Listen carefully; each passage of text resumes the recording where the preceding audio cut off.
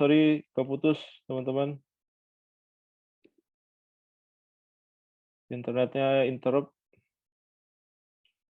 Suara saya apakah sudah terdengar dengan jelas? Jelas, Pak. Izin, Pak. Oke, Kedengeran, Pak. oke ya. Saya mulai aja ya. Untuk tugas 1 sampai tugas 6 nilainya udah saya nilai ya, udah saya kasih nilai semuanya. Kemudian ada beberapa teman-teman yang, tugasnya ngumpulin asal-asalan. Jadi, materi mata kuliah lain dimasukkan ke dalam pengumpulan tugas. Jadi, setiap kuliah saya kalau tugas tuh saya ngecek teman-teman ya, satu-satu saya baca, termasuk tadi yang ngasal ngumpulin atau yang kedua, duplicate, nyontek sama teman yang lain. Saya nggak tahu apakah kerja sama ataukah copy paste gitu. Nah itu dua-duanya saya kasih punishment nilainya minimal, teman-teman. Jadi kalau bisa jangan jangan diulangi lagi ya, seperti itu karena sia-sia nanti kamu, ngumpulin tugas tapi nggak dapet nilai, gitu. Kemudian tugas 9 bisa udah langsung saya rilis hari ini, due date-nya 1 minggu ke depan. Tapi kalau saya lihat nih kemarin udah ada yang buka-buka juga ya, tugas 9. Oke, materi hari ini kita bicara tentang Perpres nomor 95 tahun, 2018 teman-teman ya. Di mana Perpres ini merupakan, bisa dibilang apa ya, langkah strategis ya, yang diambil sama pemerintah untuk menyikapi, Impres sebelumnya ya, ada Impres nomor 3 tahun 2003 kalau nggak salah ya. Ini kelanjutannya, jadi 2003 ke 2018 ada 15 tahun ya. Dan di sini juga di 2018, Perpres nomor 95 tahun 2018 kita belum punya roadmap. Kita belum punya roadmap untuk pengembangan TIK ke depannya mau kayak gimana, mau seperti apa gitu ya, TIK di Indonesia. Nah, ini kita belum punya roadmap. Kita baru mau mendesain, organisasinya seperti apa gitu ya. Kemudian udah mulai pembicaraan, platformnya, standarnya mau kayak gimana gitu ya. Tapi, organisasi udah terbentuk, saya nggak tahu sejauh mana. Sebelum pandemik itu di 2019 saya masih ikut untuk beberapa meeting ya, yang berkaitan dengan perumusan general application yang ada yang akan diimplementasikan di Indonesia. Saya sebagai salah satu tenaga ahlinya diminta untuk, membantu kira-kira, indikator-indikator apa yang bisa dijadikan, suatu aplikasi itu tergolong sebagai aplikasi generik. Aplikasi generik itu, umumnya bisa digunakan oleh semua organisasi. Karena kalau kita inventaris gitu, semua aplikasi yang ada di Indonesia itu bisa, ribuan mungkin ya, bisa ribuan. Karena satu institusi ya, satu lembaga, satu kementerian, satu KLD misalkan itu ya, itu bisa sampai ratusan aplikasinya. Dikalikan 30 sekian provinsi, dikalikan beberapa unitnya lagi nanti. Nah, itu bisa ribuan. Dan itu boleh jadi pasti ya, hampir dapat dipastikan akan banyak terjadi duplikasi di sana, duplikasi aplikasi. Dan itulah fungsinya kita merumuskan generic application. Supaya apa? Supaya aplikasi-aplikasi yang fungsinya sama, yang kegunaannya sama, itu bisa digunakan secara bersama-sama gitu ya. Ke depannya nggak perlu lagi, satu aplikasi di-develop oleh lebih dari satu organisasi ya. Cukup satu organisasi aja yang develop, nanti dipakainya rame-rame gitu ya, atau sistemnya seperti apa. Gitu, oke. Kita masuk ke Perpres nomor 95 tahun 2018. Materi ini diambil dari Perpresnya itu sendiri ya. Latar belakangnya, ini, yang tadi saya bilang, Instruksi Presiden nomor 3 tahun 2003, Ini langkah kelanjutannya ya di 2018 ini. Di 2014 itu, udah ada langkah strategis juga, dengan dibangun apa, yang ditandatanganinya, Palaparing ya, 2013 atau 2014 saya lupa. Palaparing itu sekarang udah terkoneksi, tinggal implementasinya masuk ke, masing-masing, wilayah di Indonesia. Tapi kalau dari pulau ke pulau harusnya udah terkonek, seperti itu.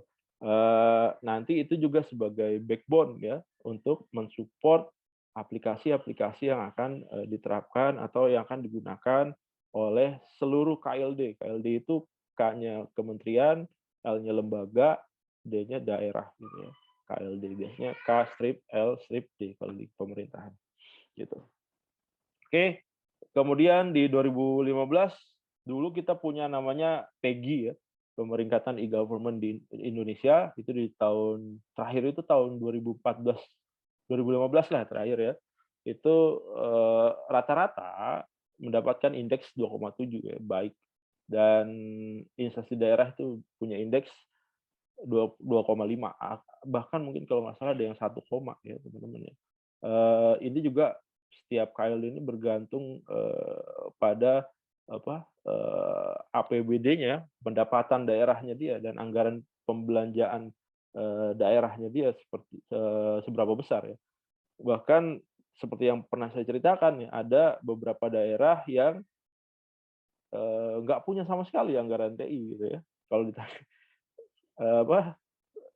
apa, dia punya master plan, dia punya apa, visinya jauh ke depan gitu wali kotanya, dia mau punya smart city gitu, dia mau bikin smart city di kotanya, begitu ditanya anggaran apa, SITI-nya berapa per tahun, nggak ada gitu, kosong. Bahkan, nihil gitu ya. Kalaupun disisihkan paling besar dia cuma bisa nyisihkan 1 miliar gitu. 1 miliar itu kalau di-convert ke aplikasi, kalau satu aplikasi 100 juta katakanlah berarti, cuma bisa bangun 10 aplikasi. Nah itu makanya, dengan adanya generic application, ini akan banyak membantu ya daerah-daerah yang memang pendapatannya kurang, gitu. Dan juga kementerian-kementerian atau lembaga yang memang, punya anggaran belanjanya nggak banyak, sedikit gitu. Karena biasanya kalau, KLD yang memang dia punya anggaran belanja yang lumayan besar, itu akan mempengaruhi teman-teman, mempengaruhi apa, mempengaruhi, pembangunan SITI-nya di tempat tersebut gitu ya.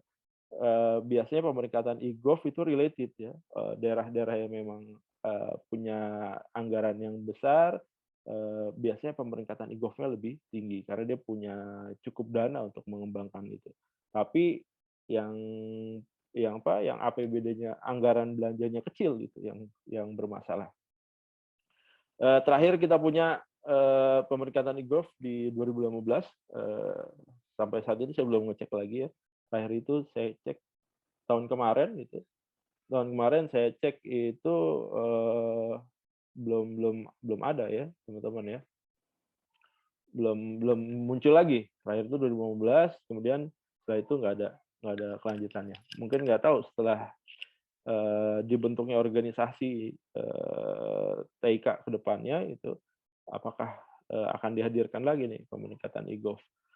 Karena kita bisa lihat nih, mana daerah-daerah mana yang memang tertinggal, daerah mana yang mau maju gitu, kementerian mana yang bagus, kementerian mana yang buruk gitu ya, dalam sisi TIK-nya.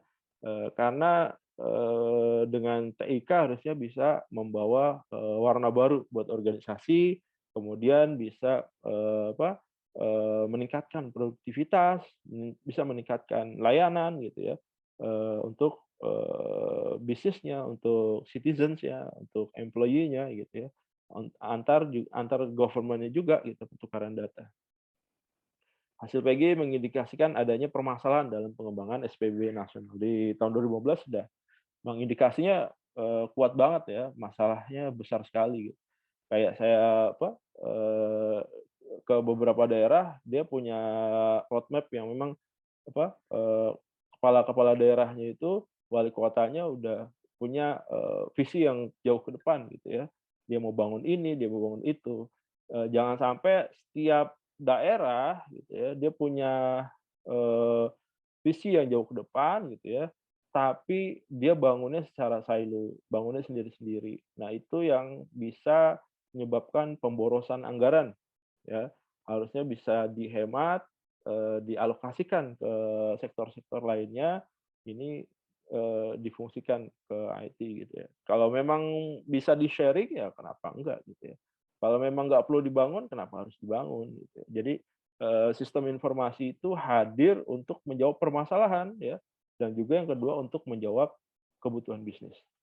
Di luar dari itu, kalau menurut saya sih jadi wasting money ya. Kalau dari saya dari sisi swasta, bangun sistem informasi tanpa ada tujuan, tanpa ada perencanaan kapan akan kembali return, uang yang kita investasikan gitu ya, itu akan terbuang percuma. Kenapa? Karena teknologi rapidly ya, berkembang berkembang berkembang berkembang gitu ya. Kalau kita bangun sebuah sistem informasi, kemudian, kita nggak manfaatkan itu dan kita nggak dapat value dari situ, kemudian next year-nya itu teknologinya udah berubah gitu ya, maka yang kita bangun ini akan dibuang percuma.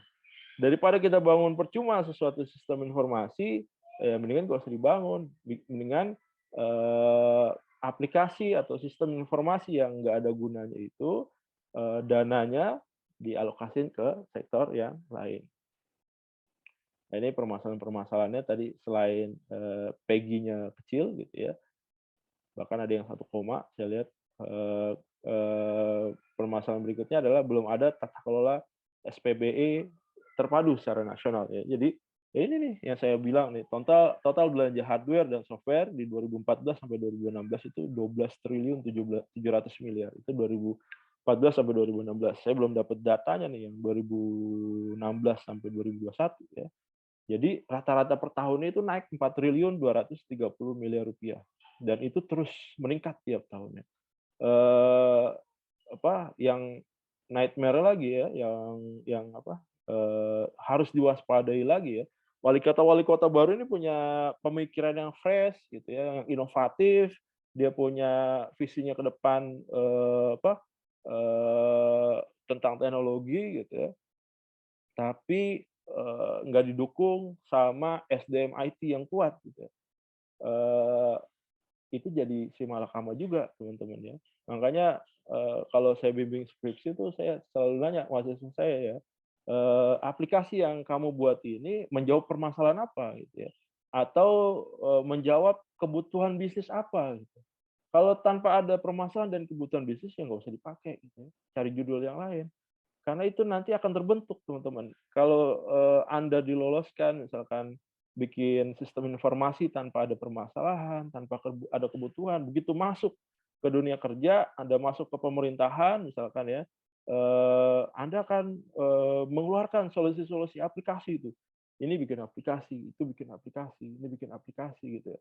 Tapi aplikasi yang dibuat itu nggak solutif gitu ya. Tidak menjawab permasalahan gitu, tidak menyelesaikan permasalahan, tidak menjawab kebutuhan bisnis. Itu akan terbuang percuma, sayang teman-teman. Jadi, SITI ini bermanfaat kalau, dimanfaatkan pada, lokasi-lokasi yang tepat gitu ya, itu akan bermanfaat. Tapi kalau misalkan, bisnis atau organisasi sebenarnya nggak butuh sistem informasi gitu, itu akan jadi wasting money gitu. Karena investasi TIK itu bukan hal yang kecil ya teman-teman ya. Contohnya apa? Contohnya kayak kayak Anda beli handphone aja ya. Jadi hilangkan, budaya konsumtif kita ya sebagai orang Indonesia gitu ya, karena mayoritas orang Indonesia lumayan konsumtif ya. Hilangkan itu ya. Jadi selama ini misalkan kita beli handphone, berdasarkan apa kita beli handphone? Berdasarkan kebutuhan atau berdasarkan, style ya, yang penting gaya gitu ya.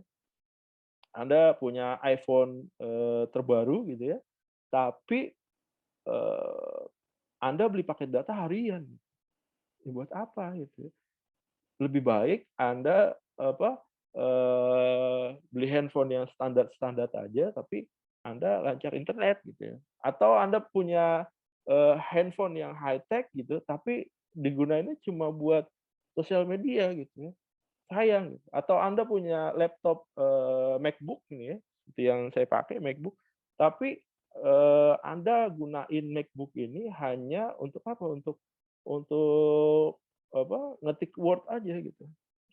Nggak ada kepentingannya. Jadi, eee, usahain kita beli sesuatu gitu ya, apalagi nanti Anda di dunia kerja, di sektor pemerintahan atau sektor swasta gitu ya, saat kita menginvestasikan duit kita di SCTI gitu, kira-kira benefit apa yang akan kita peroleh, next-nya gitu. Contohnya misalkan Anda beli MacBook harganya 20 juta, ya. Nah 20 juta ini akan balik dalam berapa lama? Apakah 1 bulan, 2 bulan, 3 bulan, 1 tahun, 10 tahun gitu ya, atau 100 tahun gitu. Jangan jangan jangan investasi yang nggak make sense ya teman-teman ya. Anda beli equipment harganya apa, Anda beli MacBook harganya, 30 juta gitu ya, tapi 30 juta Anda baru balik setelah, 30 tahun. Nggak make sense, teman-teman. Ya make sense saja kita, dalam, investasi STI gitu ya. Sama di pemerintah juga sama, ya. Dengan dia mengeluarkan duit 4.230 miliar per tahun, maka manfaat apa yang bisa diberikan? Eee, benefit apa yang bisa didapatkan gitu ya, atau keuntungan apa yang bisa didapatkan oleh penerima manfaat. Siapa penerima manfaatnya? Ada bisnis, ada citizens gitu ya, ada government juga gitu ya. Seberapa besar manfaatnya? Atau seberapa besar bisa menghemat anggaran yang dikeluarkan gitu. Misalkan dengan 4 triliun ini, ternyata dia bisa menghemat, katakanlah, apa, eee, 20 triliun dalam 1 tahun gitu. Nah itu worth it gitu ya. Kita invest 4 triliun, 4,2 triliun dalam 1 tahun, dan 1 tahun ke depan kita udah balik 4 kali lipat atau 5 kali lipatnya gitu. Nah itu make sense, nggak apa-apa kita investasi gitu ya. Tapi kalau misalkan kita invest 4 triliun, 4,2 triliun dalam 1 tahun, kemudian baru balik 100 tahun lagi, itu nggak make sense teman-teman. Itu, sama aja bunuh diri gitu ya. Sama bahasan apa, kereta cepat Jakarta-Bandung ya, jadi lelucon gitu ya. Investasi sekian puluh triliun, tapi, baru baliknya setelah, 1 abad lebih, nggak masuk di akal gitu ya. Jadi ada banyak sektor-sektor yang memang butuh dana, dan bisa menghasilkan, efek yang lebih baik gitu ya. Kalau daripada duit kita dibuang ke sana gitu ya, lebih baik dimanfaatkan ke sektor-sektor yang lebih penting. Ini juga berguna juga ya buat buat diri kita, nanti kita di perusahaan swasta atau, apa, Anda kerja sebagai pegawai negeri juga sama gitu ya. Hasilkan solusi-solusi yang memang bisa memberikan manfaat buat organisasi gitu ya. Dan yang kedua, B-nya ini 65% dipakai untuk belanja aplikasi dan lisensi perangkat lunak, bayangin aja teman-teman. 65% dipakai buat belanja aplikasi. Artinya apa? Ada potensi gitu ya, dari 65% ini, ada potensi duplikasi aplikasi. Ada potensi aplikasi yang silo gitu ya, antara satu aplikasi dengan aplikasi lainnya nggak bisa komunikasi ya. Padahal itu dibutuhkan gitu ya. Dan berikutnya lisensi perangkat nih, lisensi perangkat ini kan mengikat gitu ya. Anda lisensi perangkat per tahun gitu, 1 tahun ini Anda harus bayar. Next years Anda nggak bayar, ya udah layanan putus. Atau next years Anda nggak bayar, ya udah nggak ada, support maintenance-nya. Dan ini harus dibayar annually tiap tahun gitu ya. Anda dan juga misalkan Anda apa, apa, sewa software gitu ya, worth it nggak nih kita sewa software gitu. Kita tiap tiap tahun bayar katakanlah, 1 miliar gitu. Worth it nggak nih kita ngeluarin 1 miliar 1 tahun? Kalau kita ngeluarin 1 miliar 1 tahun, return-nya buat organisasi berapa lama? Apakah dalam 1 tahun balik 1 miliar? Kalau kayak gitu rugi dong. Lebih baik uangnya saya investin di apa, sektor yang lain gitu ya. Kalau kalau misalkan dalam waktu 1 tahun, 1 miliarnya itu bisa balik, dalam waktu 1 bulan, ya worth it, nggak ada masalah gitu. Silakan aja ada investasi. Tapi kalau misalkan, rugi ya buat apa kita ngeluarin duit segitu besar. Kemudian masalah lainnya SPB belum diterapkan pada penyelenggara administrasi pemerintahan, pelayanan publik secara menyeluruh dan optimal. Ya itu masih silo-silo, masih terpisah gitu ya. Silo itu terpulau-pulau, terkotak-kotak gitu ya. Karena apa? Karena bisa jadi banyak banyak faktor ya, bisa jadi memang perencanaannya salah atau boleh jadi ada ego-ego sektoral di sana gitu ya. Jadi kalau, nanti kalian terjun ke pemerintahan bisa kelihatan gitu ya. Eee, saya ikut beberapa meeting udah bisa merasakan hal tersebut. Kemudian masih terdapat permasalahan kinerja pada pengelolaan keuangan negara, akuntabilitas kinerja, persepsi korupsi, dan pelayanan publik nih, teman-teman ya. Kenapa? Karena dengan adanya TIK itu membuat, segala sesuatu jadi transparan, bisa kelihatan, clear gitu ya.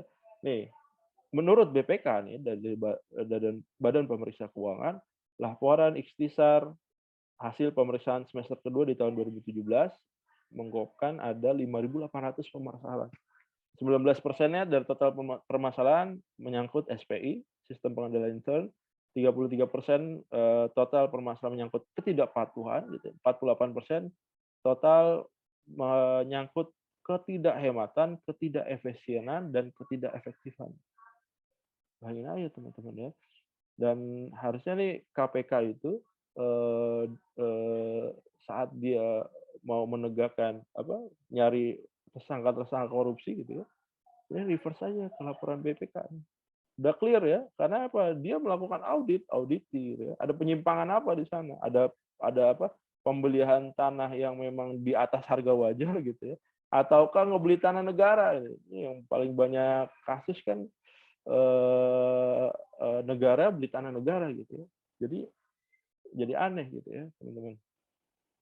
Oke, kemudian berikutnya ini sama berdasarkan rilis indeks persepsi korupsi ya oleh Transparansi Internasional tahun 2017, Indonesia dapat nilai 37 dari 100 serta berada pada peringkat 96, bayangin 96.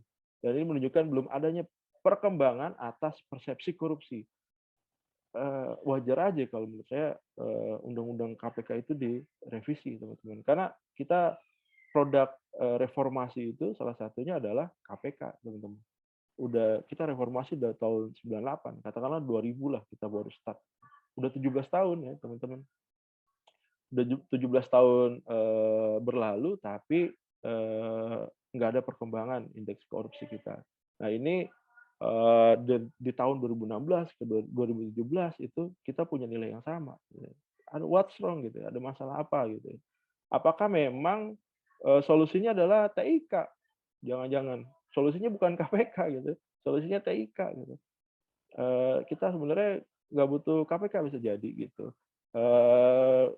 Hanya memanfaatkan lembaga hukum yang ada, misalkan kepolisian dan kejaksaan. Sisanya proses pemerintahan sepenuhnya ditunjang oleh TIK. Jadi bisa transparan, bisa kelihatan. Kalau emang itu solusinya, kenapa nggak itu yang diambil gitu ya? Tujuannya birokrasi yang integratif, mengutamakan kolaboratif, strategi dan segala macam. Halo teman-teman, sorry tadi saya kelempar lagi, mau join lagi lama banget masuknya.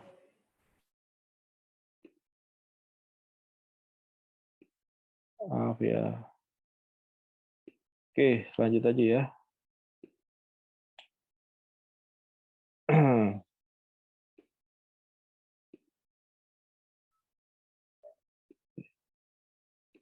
Oke, udah kelihatan ya.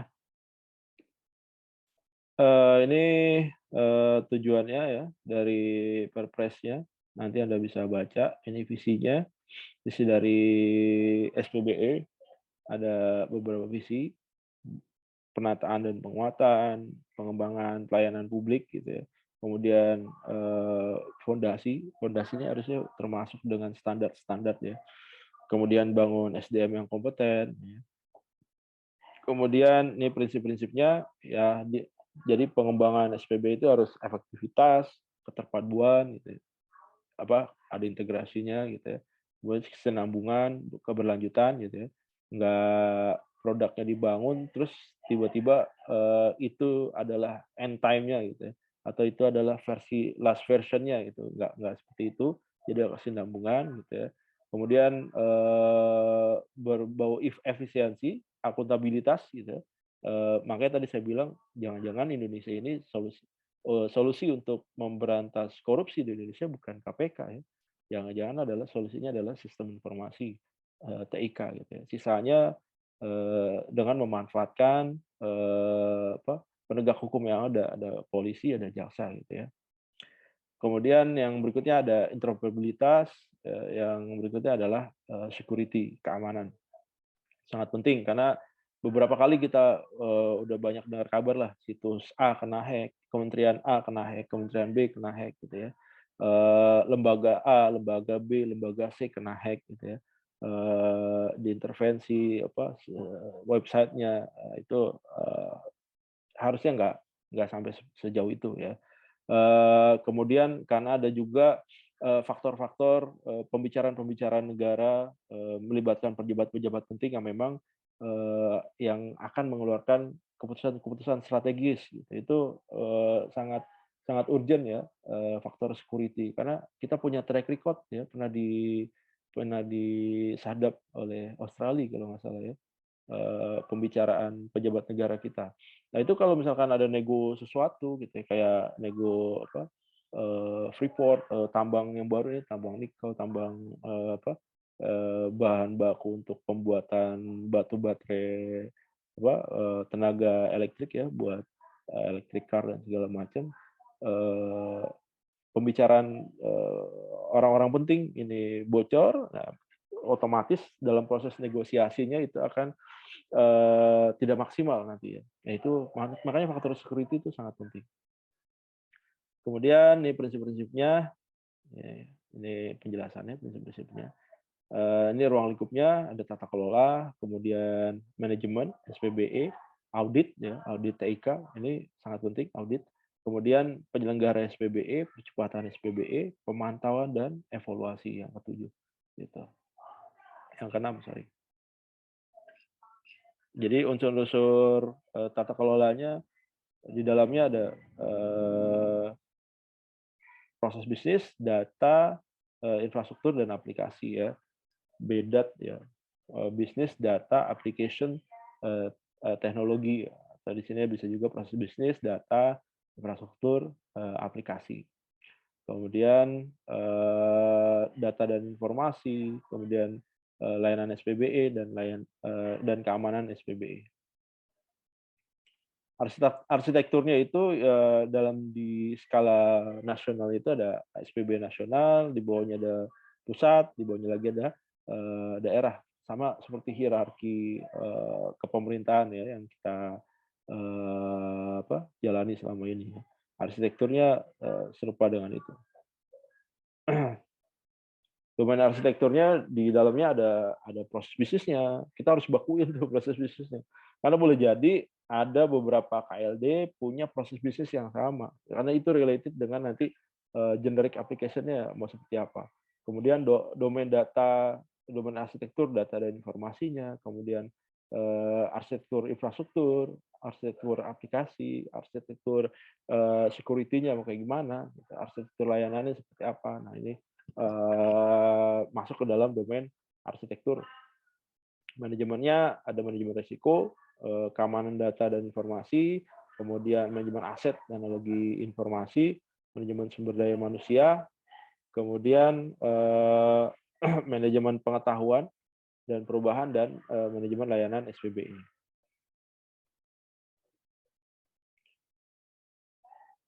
Oke, kemudian auditnya nih, audit infrastruktur, aplikasi, keamanan.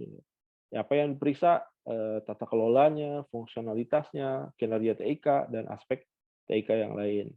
Penyelenggaranya ini, koordinatornya nanti Anda bisa baca, ketuanya diketuai oleh Menpan nih, Kementerian Pemberdayaan Aparatur Negara, anggotanya beberapa kementerian, Mendagri, Keuangan, Kominfo ya, kemudian Bappenas, kemudian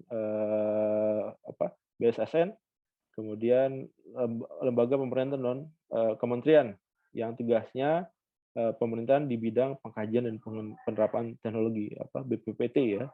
Kemudian percepatan SPB-nya untuk meningkatkan kualitas penyelenggaraan pemerintahan dan pelayanan pusat. Oke, ini pemantauannya. Nah, ini tim-tim koordinasinya ya. Tadi yang udah disebutin, ketuanya siapa, anggotanya siapa ya. Metodologinya ini, penilaiannya mulai dari domainnya, area pelaksanaan dari SPBE, kemudian dari aspeknya, area spesifik, pelaksanaan SPBE, kemudian indikatornya apa gitu ya. Ini metodologi evaluasi SPBE-nya, ada beberapa domain ya, aspek 1, aspek 2, dan segala macamnya, nanti dinilai indikatornya berapa banyak. Nanti dari situ merumuskan total bobotnya berapa besar. Anda bisa buka nanti di situs SPB nasional. Nah, ini nilai indeks SPB provinsi, teman-teman ya. Anda bisa lihat nih, mappingnya di sini ya. Yang warna merah ini adalah peringkat-peringkat yang sangat kurang ya, teman-teman ya. Ini kurang ya. Kemudian yang baik ini yang warnanya hijau, ini hijau, yang sangat baik ya. Oke. Kemudian yang warna kuning ini cukup ya teman-teman ya. Oke, teman-teman, waktunya udah habis. Sorry atas gangguannya di luar kuasa saya gitu ya. Kemudian untuk pertanyaan untuk kuliah hari ini, apa yang Anda harapkan setelah terbentuknya komite SPBE nih ya, tim koordinasi SPBE. Apa yang Anda harapkan setelah terbentuknya tim koordinasi SPBE nasional? Nanti Anda tuliskan di kolom komentar link videonya yang ada di YouTube nanti ya sebagai pengganti absen. Oke, teman-teman ada yang mau ditanyakan? Halo Pak, maaf Pak, tolong ulang dong Pak pertanyaannya Pak. Apa yang Anda harapkan dari setelah terbentuknya tim koordinasi SPBE? Ya, ada lagi?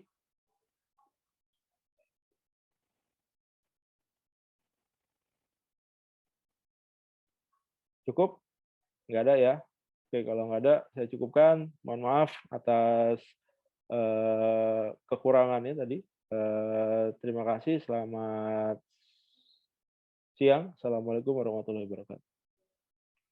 Siang. Waalaikumsalam warahmatullahi wabarakatuh. Saya izin live ya.